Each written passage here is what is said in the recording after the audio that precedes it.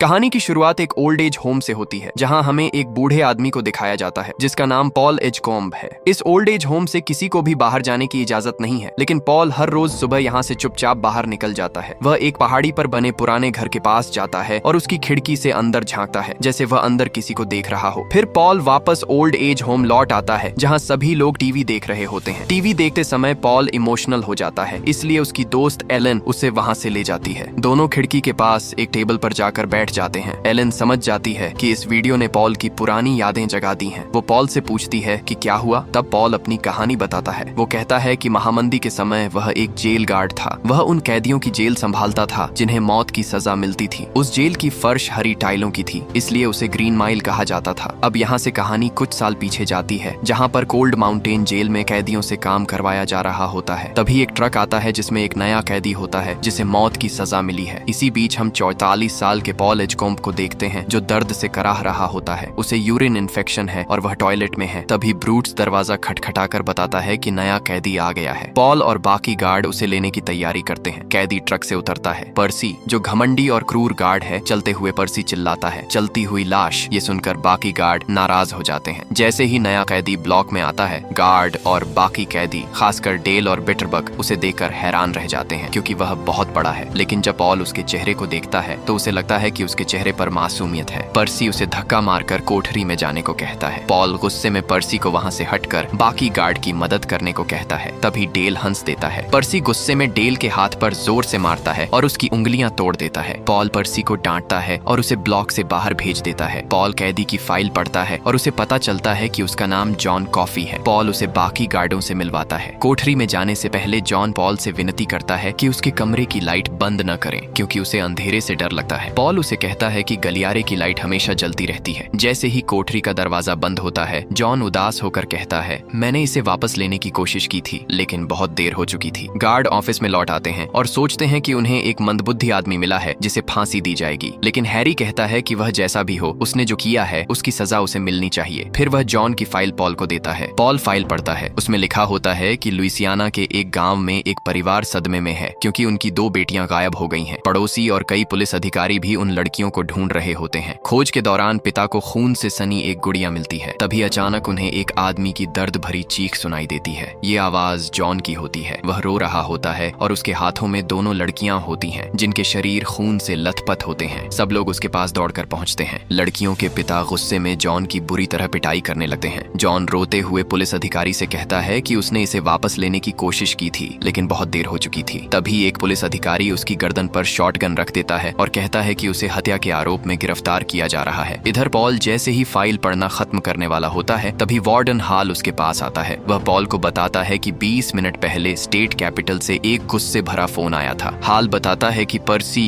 Governor की पत्नी का भतीजा है। पॉल उसे बताता है कि उस मतलबी और बेवकूफ पर्सी ने डेल की उंगलियां तोड़ दी। वह यह भी कहता है कि अगर पर्सी वहीं रहा तो वह दूसरे कैदियों को भी नुकसान पहुंचाएगा। लेकिन हाल पॉल से धैर्य रखने को कहता है। वह बताता है कि पर्सी जल्द ही यहाँ से चला जाएगा, क्योंकि उसने ब्रायर रिज मेटल हॉस्पिटल में ज्यादा वेतन वाली नौकरी के लिए आवेदन किया है। पॉल सोचता है कि अगर पर्सी के पास इतने अच्छे संपर्क हैं, तो वह अभी भी यहाँ क्यों है। उसे लगता है कि पर्सी किसी कैदी को बिजली की कुर्सी पर तड़पते हुए देखना चाहता है। जाते जाते हाल पॉल से कहता है कि पर्सी को एक मौका दे दे। शायद एक बार संतुष्ट हो जाने पर वह खुद ही चला जाएगा, लेकिन तब तक पॉल को धैर्य रखना होगा। घर पर पॉल अपनी पत्नी जेन को जेल में हुई सारी बात बताता है और जॉन कॉफी के बारे में भी। वह अपने यूरिन इन्फेक्शन की शिकायत करता है और दुखी होता है कि इस दर्द की वजह से वह अपनी पत्नी से प्रेम भी नहीं कर पा रहा। जेन उसकी हालत समझती है और उसे दिलासा देती है। अगले दिन पॉल और डीन बिजली की कुर्सी साफ कर रहे होते हैं। तभी उन्हें कोने से ब्रूट की हंसी सुनाई देती है। ब्रूट उन्हें बुलाता है और एक छोटा सा चूहा दिखाता है जो अलगाव कक्ष से बाहर आता है। वह चूहा डरता नहीं है और इंसानों के बीच आराम से घूमता है। ब्रूट उसे खाना खिलाता है। चूहा बिस्किट का टुकड़ा लेकर वापस एकांत कक्ष में चला जाता है। पॉल को चिंता होती है कि चूहा दीवारों में और छेद कर देगा, इसलिए वह दूसरे गार्ड को उसे पकड़ने के लिए कहता है। अलगाव कक्ष अब गोदाम जैसा बन चुका होता है। वे कमरे का सारा सामान बाहर निकाल देते हैं, लेकिन चूहा नहीं मिलता। अगले दिन जब पर्सी अपने बाल बना रहा होता है, तभी चूहा उसके पीछे दिखाई देता है। पर्सी गुस्से में आ जाता है और उसे मारने के लिए चीजें फेंकने लगता है, लेकिन चूहा फिर से भागकर एकांत कक्ष में छिप जाता है। पर्सी गुस्से में एकांत कक्ष का दरवाजा खोलता है और चूहे को ढूंढने के लिए कमरे का सारा सामान बाहर फेंकने लगता है। तभी पॉल और ब्रूट वहां आते हैं और देखते हैं कि पर्सी क्या कर रहा है। उन्हें पता होता है कि पर्सी को चूहा नहीं मिलेगा। इस शोर से कैदी डर जाते हैं। पॉल चाहता है कि पर्सी शांत हो जाए और कैदियों को और ज्यादा परेशान न करे। पर्सी शांत होने से मना कर देता है। वह चुप नहीं होता और अपने संपर्कों का इस्तेमाल करके ब्रूट को नौकरी से निकलवाने की धमकी देता है। यह सुनकर ब्रूट गुस्से में आ जाता है और उसे घेर लेता है। पॉल बीच में आता है और ब्रूट को शांत करने की कोशिश करता है। फिर पॉल पर्सी को चेतावनी देता है कि वह जानता है उसके संपर्क कौन है और अगर उसने दोबारा धमकी दी तो वह उसे खत्म कर देगा। अगले दिन पॉल और बाकी अधिकारी बिटरबग की फांसी का अभ्यास करते हैं। वे जेल के एक चौकीदार से पूछते हैं जिसका नाम ट्वोटूथ है कि वह अभ्यास के लिए आगे आए। उस रात बिटरबग के सिर के ऊपर के बाल मुंडवा दिए जाते हैं। वह अपनी फांसी को लेकर बहुत डरा हुआ होता है और अपने पुराने अच्छे दिनों को याद करता है। पॉल उसे शांत करने की कोशिश करता है। फिर बिटरबग को बिजली की कुर्सी पर ले जाया जाता है। ब्रूट उसके सिर पर एक गीला स्पंज रख देता है ताकि बिजली सीधे उसके दिमाग तक पहुंचे और मौत जल्दी हो जाए। रात के ठीक 10 बजे ब्रूट अधिकारियों को बिजली का लीवर खींचने का आदेश देता है। बिजली लगते ही बिटरबग का शरीर जलने लगता है और उसे अपने किए की सजा मिल जाती है। इस पूरे समय पर्सी उसे छोटे कमरे के अंदर से देखता रहता है। फांसी खत्म होने के बाद पर्सी बिटरबग के शरीर से बात करता है। वह मजाक में कहता है कि उसे नरक से एक कार्ड भेजना। इसके बाद पॉल उसे बताता है कि उसे उसके नौकरी के आवेदन के बारे में पता चल गया है जो ब्रायर रिज पागल खाने में है। पर्सी यह मान लेता है और वादा करता है कि अगर उसे एक बार कैदियों को फांसी देने का प्रभारी बनने का मौका मिले तो वह यहाँ से चला जाएगा, चाहे सिर्फ एक बार के लिए ही क्यों ना हो। पॉल सोचता है कि अगर पर्सी अगली सुबह अपना रवैया ठीक रखे तो वह उसकी यह इच्छा पूरी कर सकता है। जब पॉल अपनी डेस्क पर बैठा होता है तभी उसे एक कैदी की तेज हंसी सुनाई देती है। पॉल जाकर देखता है कि डेल उस छोटे चूहे को पालतू बना रहा है। डेल बहुत खुश होता है और उसने चूहे का नाम मिस्टर जिंगल्स रख दिया है। वह उसे छोटे छोटे करतब भी सिखाता है। पर्सी भी यह देखने आता है और इस बार उसका व्यवहार पहले से बेहतर होता है। वह कहता है कि वह दोपहर में चूहे के लिए सिगार का डिब्बा ढूंढ कर लाएगा। तभी पॉल को वार्डन बुलाता है। वह उसे बताता है कि कल एक नया कैदी आने वाला है जिसका नाम विलियम वार्टन है। उसे 3 लोगों की हत्या के लिए मौत की सजा मिली है जिनमें एक गर्भवती महिला भी शामिल थी। इसके बाद हाल पॉल को बताता है कि उसकी पत्नी मेलिंडा के सिर में ट्यूमर है। यह ट्यूमर नींबू के आकार का था। डॉक्टर इसका ऑपरेशन नहीं कर सकते थे क्योंकि यह बहुत गहरा था। हैल अपनी पत्नी को यह बताने की हिम्मत नहीं कर पाया कि वह उस रात मरने वाली है। सुबह पॉल उठा और बाथरूम जाने के लिए उठा। उसे अपने संक्रमण की वजह से बहुत दर्द हो रहा था। वह लकड़ी के ढेर के पास पेशाब करता है और दर्द में वहीं लेट जाता है। सुबह पॉल अपनी पत्नी से कहता है कि उसका संक्रमण बढ़ रहा है और वह डॉक्टर को दिखाना चाहता है। इसी बीच नया कैदी वार्टन आ जाता है। हैरी, डीन और पर्सी उसे मानसिक अस्पताल से लेकर आते हैं। साफ दिख रहा होता है कि वह नशे में है। पॉल ग्रीन माइल के क्वार्टर में उनका इंतजार कर रहा होता है। जॉन सलाखों के पीछे से उन्हें सावधान रहने के लिए कहता है। जैसे ही वे अंदर आते हैं वार्टन अचानक पर्सी के चेहरे पर कोहनी मारता है और अपनी हथकड़ी से डीन का गला घोंटने लगता है। पॉल डीन को बचाने की कोशिश करता है लेकिन वार्टन अपना घुटना पॉल की कमर पर रख देता है। पॉल उठकर बंदूक तानता है लेकिन गोली नहीं चला पाता क्योंकि डीन बहुत पास होता है। पॉल पर्सी को वार्टन को मारने का आदेश देता है लेकिन पर्सी कुछ नहीं करता और बस खड़ा रहता है। तभी ब्रूट आता है और वार्टन के सिर पर वार करता है जिससे वह बेहोश हो जाता है। वार्टन को सेल में बंद करने के बाद पॉल, ब्रूट और पर्सी को घायल अधिकारियों को अस्पताल ले जाने और वार्डन के लिए रिपोर्ट लिखने को कहता है। पॉल को अपने संक्रमण की वजह से बहुत दर्द हो रहा होता है और वह जमीन पर गिर जाता है। तभी जॉन उसे अपनी कोठरी के पास आने को कहता है। अचानक जॉन उसे पकड़ लेता है और पॉल के गुप्तांग को दबा देता है। डेल ये देखकर मदद के लिए चिल्लाता है लेकिन कोई अधिकारी नहीं सुनता। तभी जॉन की कोठरी की रोशनी तेज चमकती है और सब शांत हो जाता है। जॉन पॉल को छोड़ देता है। जैसे ही जॉन खांसता है उसके मुंह से मच्छरों जैसे छोटे छोटे कीटाणुओं का एक बादल निकलता है और हवा में तैरने लगता है। गायब होने से पहले पॉल उससे पूछता है कि उसने उसके साथ क्या किया। जॉन कहता है मैंने मदद की और सो जाता है। पॉल उलझन में होता है, फिर बाथरूम जाता है। चमत्कारिक रूप से उसका संक्रमण गायब हो चुका होता है और वह राहत महसूस करता है। घर लौटकर पॉल पूरी रात अपनी पत्नी के साथ प्रेम कर पाता है। वह उसे बताता है कि वह डॉक्टर के पास नहीं गया था, जॉन ने उसका संक्रमण ठीक कर दिया। इसके बाद पॉल ब्रूट को फोन करके बताता है कि वह छुट्टी लेना चाहता है। उसका इरादा है कि वह जॉन के पुराने वकील बर्ट हैमरस्मिथ से मिलकर उसका एहसान चुकाए। पॉल बर्ट से मिलता है और उससे कहता है कि वह जॉन को नया मुकदमा दिलाने में मदद करे। पॉल को लगता है कि जॉन निर्दोष है। हैमरस्मिथ पॉल को अपने कुत्ते के बारे में बताता है जो कुछ समय पहले अचानक बिना किसी कारण के उसके बेटे पर हमला कर बैठा था, जबकि वे हमेशा सोचते थे कि वह कुत्ता बहुत अच्छा है। हैमरस्मिथ फिर भी अपने कुत्ते को गोली मारकर खत्म कर देता है। वह पॉल से कहता है कि कुत्ते और जॉन में कोई फर्क नहीं है। अगले दिन पॉल धन्यवाद के तौर पर जॉन के लिए कॉर्न ब्रेड लाता है जो उसकी पत्नी ने बनाया था। जॉन खुश हो जाता है और वह ब्रेड डेल और मिस्टर जिंगल्स के साथ बांटता है। वार्टन को उम्मीद होती है कि जॉन उसके साथ भी ब्रेड बांटेगा, लेकिन जॉन थोड़ा सा बचाकर रख लेता है। बाद में वार्टन पर्सी पर हमला करता है। वह उसकी कोठरी के पीछे से उसका गला घोंट देता है और उसके गुप्तांग को तब तक दबाता है जब तक पर्सी अपनी पैंट में पेशाब नहीं कर देता। डेल पर्सी पर हंसता है, जिससे पर्सी और नाराज हो जाता है और उसे सजा देने की ठान लेता है। वार्टन को एकांत कोठरी में डाल दिया जाता है। अगले दिन डेल को उसकी फांसी का समय बताया जाता है। डेल अधिकारियों से कहता है कि वे उसके चूहे का ध्यान रखें। पॉल और ब्रूट्स कहते हैं कि चूहे को सर्कस ले जाया जाएगा, लेकिन तभी मिस्टर जिंगल्स कोठरी से बाहर भागता है और पर्सी, जो अब भी डेल से नाराज है, उसे पैर से कुचल देता है क्योंकि डेल ने उसका मजाक उड़ाया था। डेल सदमे में चला जाता है। जॉन पॉल से कहता है कि मिस्टर जिंगल्स को उठाकर उसके हाथ में रखे। जैसे ही जॉन उसके ऊपर फूंक मारता है, उसका हाथ तेज चमकने लगता है। मिस्टर जिंगल्स फिर से जिंदा हो जाता है और डेल के पास लौट आता है। अधिकारी यह देखकर हैरान रह जाते हैं। एक बरसात भरी रात में डेल की फांसी का समय आ जाता है। जैसे ही डेल को बिजली की कुर्सी पर बैठाया जाता है, पर्सी जानबूझकर स्पंज को गीला नहीं करता। पॉल को शक होता है। जब वह देखता है कि फर्श पर पानी की कोई बूंद नहीं है, तो वह फांसी रोकना चाहता है, लेकिन पर्सी जल्दी से अधिकारी को लीवर खींचने का इशारा कर देता है। डेल दर्द से चिल्लाने लगता है। वार्टन पागलों की तरह अपनी कोठरी में गाना गाने लगता है। जॉन डेल का दर्द महसूस कर रहा होता है। मिस्टर जिंगल्स जॉन के हाथ से छूटकर दूसरी कोठरी में भाग जाता है। दर्शक दीर्घा में बैठे लोग डर जाते हैं। ब्रूट पॉल से बिजली बंद करने को कहता है, लेकिन पॉल मना कर देता है क्योंकि इससे डेल को और ज्यादा दर्द होगा। जब पर्सी देखता है कि डेल के शरीर में आग लग गई है, तो वह डर कर अपना चेहरा घुमा लेता है, लेकिन पॉल उसे मजबूर करता है कि वह देखे कि उसने डेल के साथ क्या किया है। फांसी के बाद पर्सी कहता है कि उसे नहीं पता था कि स्पंज गीला होना चाहिए। ब्रूट गुस्से में उसे थप्पड़ मार देता है। तभी वार्डन गुस्से में अंदर आता है और पूछता है कि क्या हुआ। पॉल कहता है कि यह सब पर्सी की नासमझी की वजह से हुआ। पॉल उसे पर्सी के वादे के बारे में बताता है कि इसके बाद वह ब्रायर रिज चला जाएगा। जब पॉल अपने ब्लॉक में जाता है, तो जॉन उसे बताता है कि वह डेल का सारा दर्द महसूस कर सकता है। मिस्टर जिंगल्स भी इस दर्द को उसके जरिए महसूस कर सकता था। अगले दिन पॉल और उसकी पत्नी हाल के घर उसकी पत्नी को देखने जाते हैं। हाल पॉल को बताता है कि उसकी पत्नी की हालत बिगड़ रही है। वह पहले जैसी नहीं रही। वह बहुत गालियां देती है और अक्सर स्तब्ध और भ्रमित रहती है। बाद में उसी रात पॉल जेन को बताता है कि वह बाकी गार्ड्स को अपने घर बुलाना चाहता है। अगले दिन पॉल के घर पर पॉल उनसे मिस्टर जिंगल्स को जॉन द्वारा ठीक किए जाने के बारे में उनकी राय पूछता है। पॉल उन्हें यह भी बताता है कि उसका इन्फेक्शन जॉन की क्षमता की वजह से ठीक हो गया। फिर पॉल जॉन को चुपके से घर ले जाने का प्लान बताता है ताकि हाल की पत्नी की बीमारी ठीक की जा सके। शुरू में वे लोग मानने को तैयार नहीं होते, क्योंकि अगर पकड़े जाते तो किसी कैदी को जेल से बाहर ले जाने के कारण उन्हें जेल हो सकती थी। लेकिन पॉल उन्हें मना लेता है कि यह मिशन सीक्रेट रखा जाएगा ताकि वार्टन और पर्सी को कुछ पता न चले। पॉल वार्टन को एक ड्रिंक देता है जिसमें नींद की गोलियां मिली होती हैं। फिर वे पर्सी को उसके कामों की सजा के तौर पर एकांत कोठरी में बंद कर देते हैं। डेल की फांसी के दौरान जॉन को उसकी कोठरी से बाहर निकाला जाता है, लेकिन जैसे ही वे ग्रीन माइल से निकलने वाले होते हैं, नशे में धुत वार्टन जॉन का हाथ पकड़ लेता है। जॉन को वार्टन के सारे अपराध दिखाई देने लगते हैं। पॉल तुरंत वार्टन के हाथ से जॉन का हाथ छुड़ाता है और जॉन को ग्रीन माइल से बाहर ले जाकर अपनी ट्रक में बैठा देता है। वे लोग हैल के घर की तरफ निकल पड़ते हैं। जब वे हैल के घर पहुंचते हैं, तो हैल उन्हें शॉटगन से धमकाता है। उसे लगता है कि जेल में दंगा या भागने की कोशिश हो रही है। जब जॉन मेलिंडा को देखने ऊपर जाता है, पॉल धीरे धीरे माहौल शांत करता है। जैसे ही जॉन मेलिंडा के चेहरे के पास जाता है, उसके मुंह से कुछ निकलकर जॉन के मुंह में चला जाता है। कमरे की रोशनी अचानक तेज हो जाती है और एक छोटा सा भूकंप भी आता है। जॉन खांसता है और गिरकर मेलिंडा से अपना संपर्क तोड़ देता है। मेलिंडा उठकर बैठ जाती है। वह अब काफी स्वस्थ है और उसे एक्सरे से पहले की कोई बात याद नहीं है। हैल अपनी पत्नी के ठीक होने की खुशी में रोने लगता है। जॉन फिर से खांसता है, लेकिन इस बार वह पहले की तरह कीटाणुओं को बाहर नहीं निकाल पाता। उपहार के रूप में मेलिंडा उन्हें कॉफी और सेंट क्रिस्टोफर द हीलर का एक पेंडेंट देती है। इसके बाद वे लोग वापस जेल लौट आते हैं, लेकिन जॉन अभी भी उस अनुभव की वजह से काफी कमजोर और अस्वस्थ है। जब डीन बताता है कि वार्टन लगभग होश में आ गया है, तो वे जल्दी से जॉन को उसकी कोठरी में वापस भेज देते हैं। पर्सी को भी एकांतवास से बाहर निकाला जाता है। वह चिड़चिड़ा दिखाई देता है। पॉल उसे सलाह देता है कि वह इसे एक मर्द की तरह ले। पर्सी कहता है वह इस बारे में सोचेगा। बाकी सभी लोग अब भी चिंतित हैं। पर्सी कहता है कि वह एक दिन इसका जिक्र करेगा, लेकिन यह बात फिर कभी के लिए छोड़ देता है। जैसे ही पर्सी मुड़कर जाने लगता है, जॉन उसे सलाखों के बीच से पकड़ लेता है, अपना चेहरा उसके चेहरे से सटाता है और बीजाणु सीधे पर्सी के मुंह में छोड़ देता है। फिर उसे छोड़ देता है। पर्सी हैरान रह जाता है और वार्टन की कोठरी की तरफ बढ़ता है। अभी अभी पहुंचे वार्टन उसे ताना मारता है और एक बार फिर उसकी आंखों से आंसू बह रहे होते हैं। तभी पर्सी अपनी बंदूक निकालता है और वार्टन की छाती में गोली मार देता है। बाकी गार्ड तुरंत पर्सी को घेर लेते हैं। पर्सी पीछे झुक जाता है और खांसते हुए काले बीजाणुओं का आखिरी हिस्सा बाहर निकल निकाल देता है। पॉल जॉन से पूछता है कि उसने ऐसा क्यों किया। जॉन बताता है कि व्हार्टन और पर्सी बुरे आदमी थे और उसने उन्हें इसकी सजा दी। फिर जॉन पॉल से कहता है कि उसे खुद देखना चाहिए और अपना हाथ आगे बढ़ाता है। दूसरे गार्ड मना करते हैं, लेकिन पॉल फिर भी जॉन का हाथ पकड़ लेता है। अचानक पॉल को व्हार्टन की यादें दिखने लगती हैं। जॉन बताता है व्हार्टन एक फार्म पर काम करता था जहां वही दो लड़कियां भी रहती थीं। एक रात वह चुपके से उनके कमरे में घुस गया और उनका अपहरण कर लिया। उसने उन्हें धमकी दी, अगर एक चीखी तो वह दूसरी को मार देगा। तभी पॉल को सच्चाई समझ आती है कि उन्हीं दो लड़कियों के मर्डर के लिए जॉन कॉफी को गलत तरीके से दोषी ठहराया गया था। जॉन की यादों के जरिए पॉल देखता है कि व्हार्टन ने ही उन दोनों लड़कियों को मार डाला क्योंकि वे एक दूसरे से प्यार करती थीं। ये सब देखकर पॉल हिल जाता है और इन भयानक तस्वीरों से परेशान हो जाता है। यह सदमा उसे थका देता है। तभी हैल और पुलिस ग्रीन माइल पर पहुंचते हैं जहां पर्सी बेहोश पड़ा होता है। जांच के बाद हैल पॉल से कहता है कि वह उसकी और उसके साथियों की मदद करेगा, चाहे इसके लिए उसे अपनी नौकरी ही क्यों न खोनी पड़े। लेकिन वह जानना चाहता है क्या यह सब उसके घर पर हुई घटना से जुड़ा है। पॉल साफ इनकार कर देता है। पर्सी को गिरफ्तार कर लिया जाता है और विडंबना देखिए, उसे उसी मानसिक अस्पताल भेजा जाता है जहां उसे पहले नौकरी करनी थी। उसे उसी कमरे में रखा जाता है जहां से उसने व्हार्टन को उठाया था। शायद अब उसे अपनी पूरी जिंदगी वहीं बितानी है। अब पॉल उलझन में है क्योंकि उसे सच्चाई पता चल चुकी है कि जॉन निर्दोष है। उस रात पॉल अपनी पत्नी से बात करता है और उसकी पत्नी उसे सलाह देती है कि वह जॉन से बात करे और जाने कि वह खुद क्या चाहता है। अगले दिन पॉल और बाकी गार्ड जॉन से पूछते हैं क्या वह रिहा होना चाहता है, लेकिन जॉन भागना नहीं चाहता क्योंकि वह उन्हें खतरे में नहीं डालना चाहता। पॉल पूछता है कि वह भगवान के सामने